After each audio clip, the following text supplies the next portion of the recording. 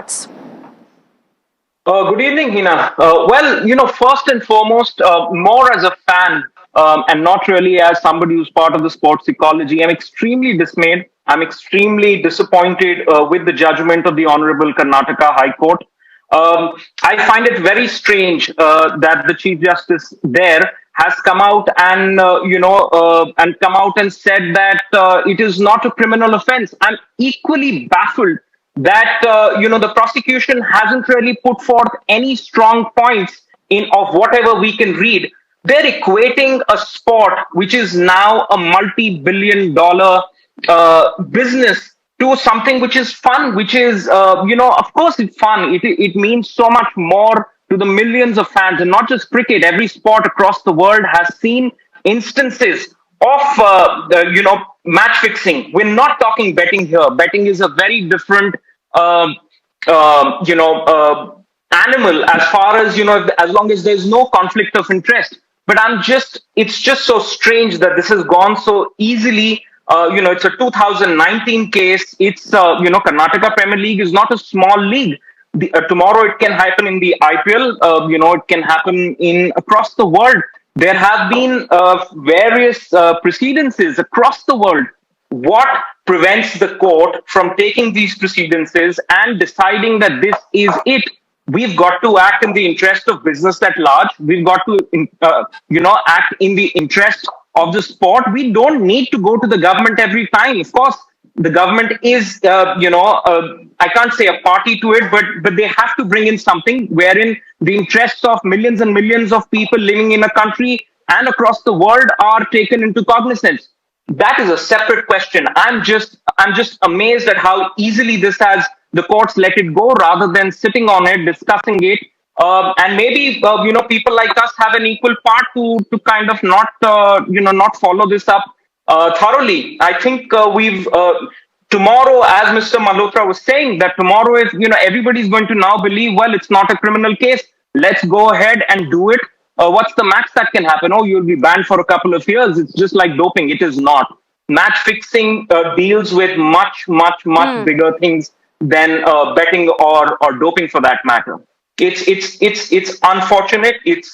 I'm very disappointed myself as a fan. Manipulation or betting activity in sports like football, table tennis, esports, and volleyball as well. So it's spreading like wildfire. Yet we aren't really doing enough to control it. Absolutely, Heena. I kind of agree with Mr. Mehra. He's done, fantastic job as far as, active work in the field of sports. However, I must say, and I totally agree to the fact that, the government must step in, the BCCI must step in. There should be, legislation, but I can't get beyond the fact that, the council put in an argument in this case which stated that people buy tickets to go watch matches, and hence that it amounts to cheating if people have influenced the result of a match. Cricket isn't anymore, or sport isn't anymore only about people watching in the matches in the stadium, or the ones who are spending that money. As far as the cricket matches are concerned, cricket now is a cricket and sport and overall is such a big business that I'm just appalled overall that the prosecution didn't work this case in a form that this amounts to cheating, as would be the case in any other business or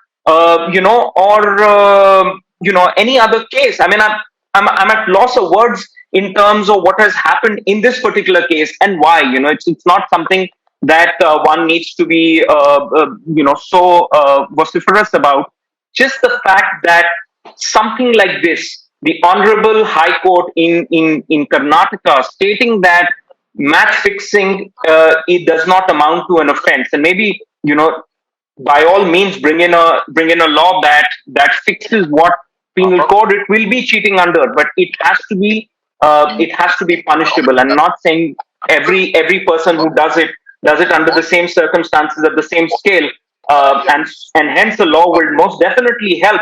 And it's not just cricket. There have been numerous instances in local league matches in football in India, whether it's the Goa Pro League, they've been probed. Whether it's the Meghalaya Premier League, whether it's the Calcutta Premier League, a lot of matches in India have had syndicates trying to influence team owners, players, and it's not healthy Hmm. for sport in general and for people who